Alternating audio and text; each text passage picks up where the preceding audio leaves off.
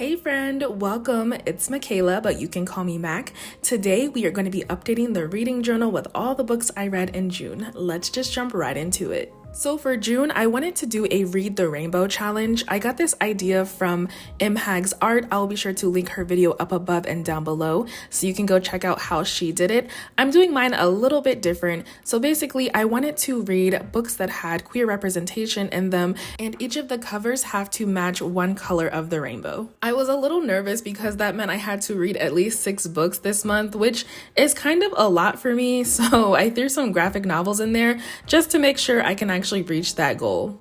I'm using my markers to draw this rainbow border around the page and also write Read the Rainbow and draw a couple of clouds at the bottom. I'm also going to put these book covers in the middle that I just printed off on sticker paper. So jumping into the actual spreads, I really wanted to go in rainbow order, but I need to talk about this book. I must talk about this book. So we are starting with purple first. For purple, I chose The Darkness Outside Us. This book, okay. So first of all, it's set in the year 2476, I think. And the story follows Ambrose here on the left and Kodiak here on the right. They are from 2 different countries that are sworn enemies, and they're sent alone in space on a rescue mission to save Ambrose's sister, who is the first settler on one of Saturn's moons. Okay, so I don't want to say too much about this book because I think it's better to go into it only knowing the basic information from the description and maybe some of the tags on Goodreads. Let's just say I thought I was in for a cute sci-fi young adult queer romance as labeled on Goodreads, and I just the journey this story took me on is insane. I mean, I have not read a book so far this year that has made me think on this level, question my existence in the universe, thus starting this whole existential crisis and bringing me almost to tears all in one sitting. I loved this book. I love this book. I enjoy books that are not predictable, and I guessed about 20 different times of like what's going to happen because it was keeping me on my toes, and I definitely enjoyed that. It was to the point where halfway through the book, I had to go back and read the description again because I was like, what am I reading right now? I also really enjoyed the romance. I thought it was well done. But if I'm being honest, the romance piece is one of the least important parts of this book. I mean, it's important. Don't get me wrong. It's definitely important. I mean, my heart. I loved Ambrose and Kodiak.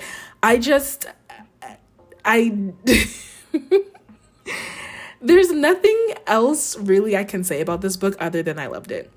The unexpected depth and raw beauty of this story was why I had to give it 5 stars, and I added it to my favorite books of all time list.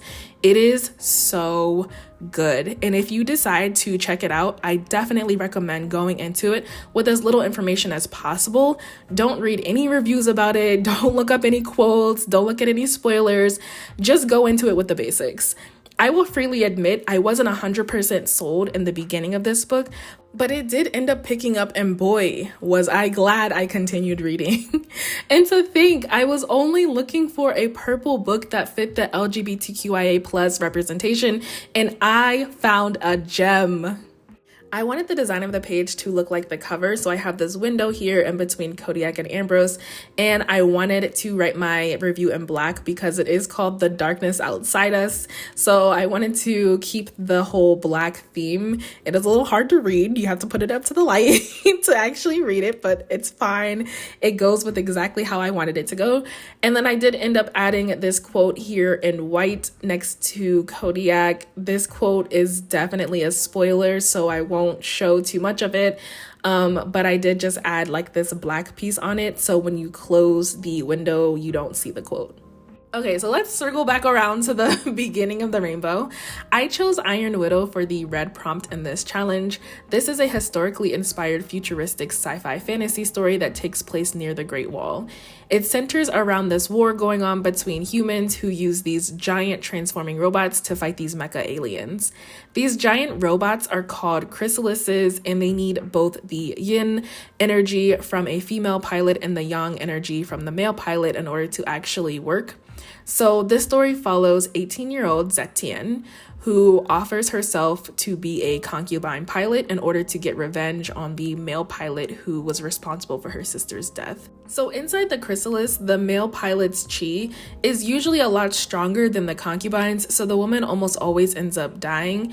However, during battle, Zetian gets her revenge and ends up killing the male pilot and emerges from the chrysalis unscathed, and now is labeled an Iron Widow, and thus kind of begins her story. The world building in this book is fantastic. It's rich and immersive. The author paints a vivid image of this world. Honestly, this is one of the reasons I wanted to use mainly stickers of fan art from the author's website, which I will be sure to link below so you can check out all the other artists over there.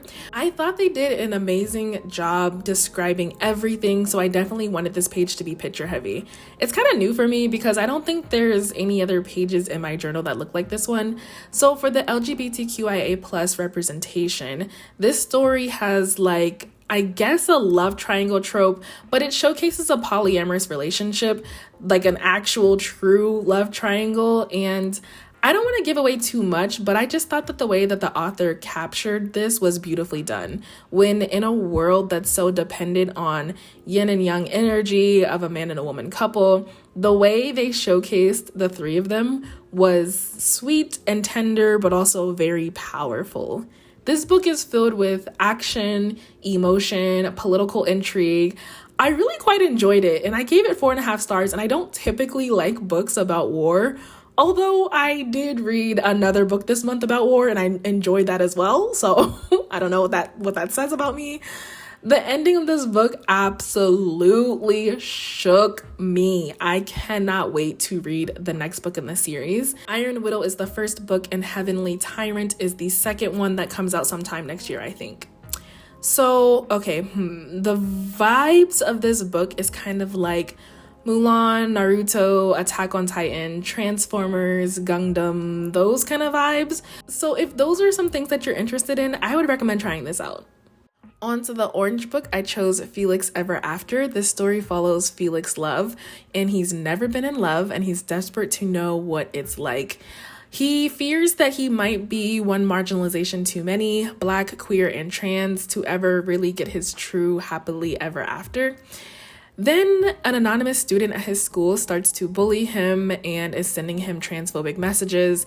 They even publicly post his dead name and images of Felix before he transitioned. So Felix basically comes up with a plan to get revenge, and he starts catfishing who he thinks is the person that's doing this to him. And this book just kind of follows Felix's story throughout this entire journey. This was a beautiful coming of age story that navigates complexities of identity, love, and self-acceptance. I thought Felix was authentic. My heart went out to him throughout multiple moments in the book. I think the author skillfully weaves discussion of race, gender, sexuality, all of those things kind of into this narrative. There were a few moments that felt a bit stagnant, and let's be honest, a lot of his quote unquote friends were kind of trash. But overall, I mostly enjoyed reading about Felix's self-discovery and finally being able to move a step closer to feeling his complete self and comfortable in his own skin. I enjoyed the story. I gave it a 4 stars, but I absolutely love this cover art. It is so gorgeous and beautiful, and I definitely knew I wanted to incorporate it in my design. So on to the first of 2 yellow books. This one is called Crumbs, and it's a fantasy romance graphic novel that started as a webtoon. I honestly don't have much to say about this book. It's described as a sweet coming of age story of friendship and first love. And it follows Ray and Lori. They get into this new kind of relationship, and they're both chasing their own dreams, and they're starting to realize that their dreams may not include each other, unfortunately. It was okay. I personally enjoyed the beautiful illustrations, and the glimpses into this magical world were well executed, but nothing really happened in this story, and the main characters were kind of boring.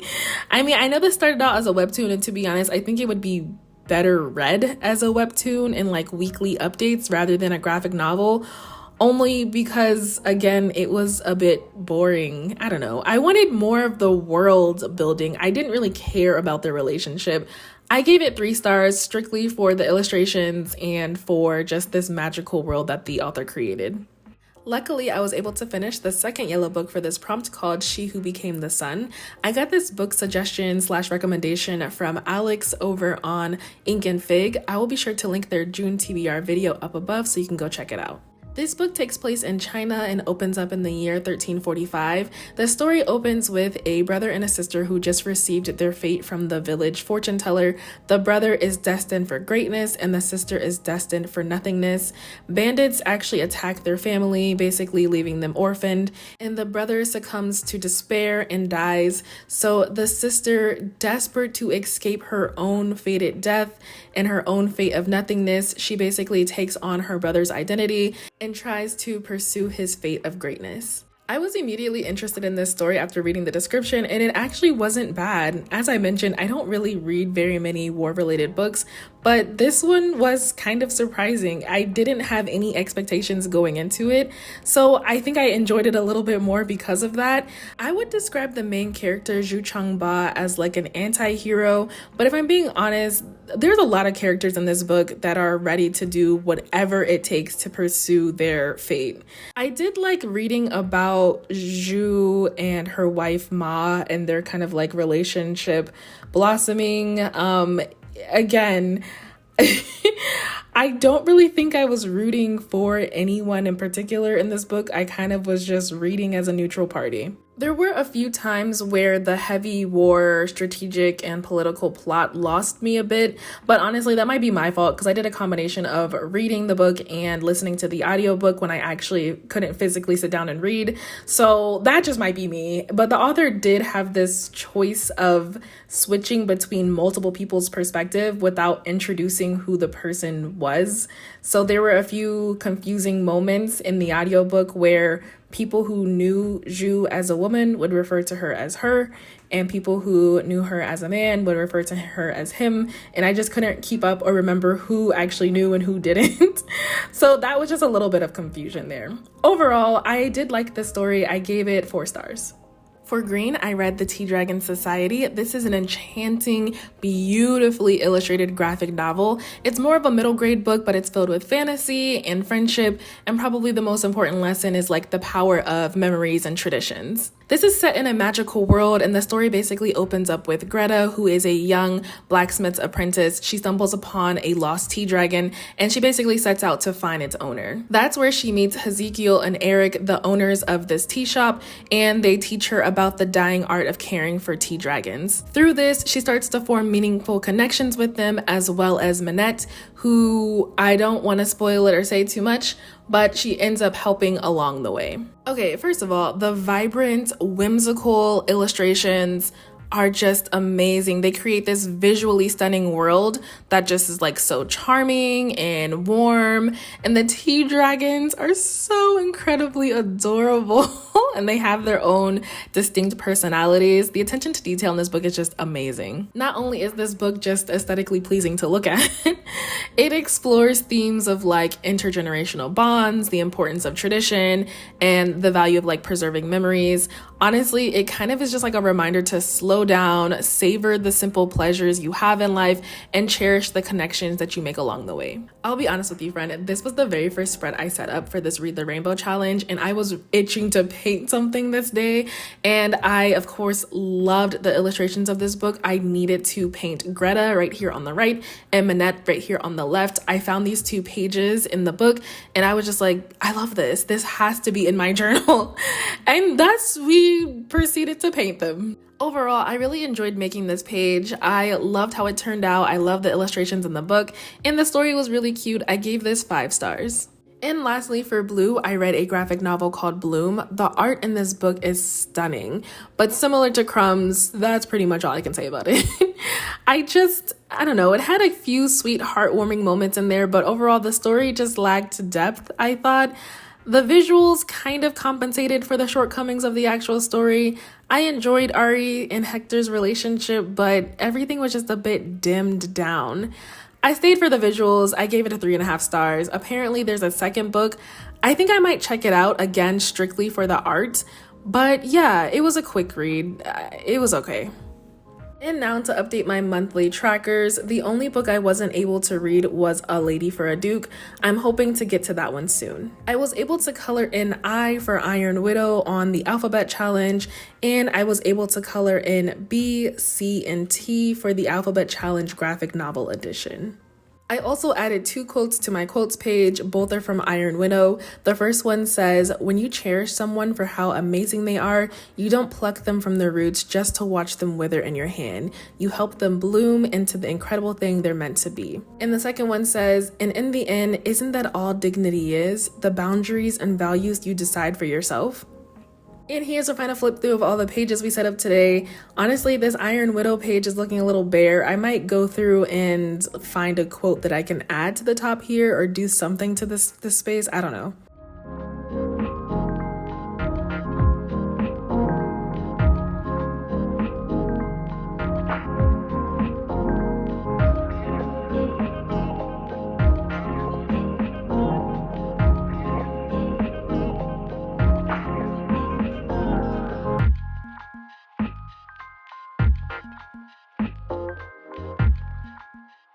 As always, I really appreciate you being here, friend. If you're interested in all of the books I read in May, I will link that video right here on the left-hand side of the screen, and I will see you over there. Thanks so much for watching. Bye.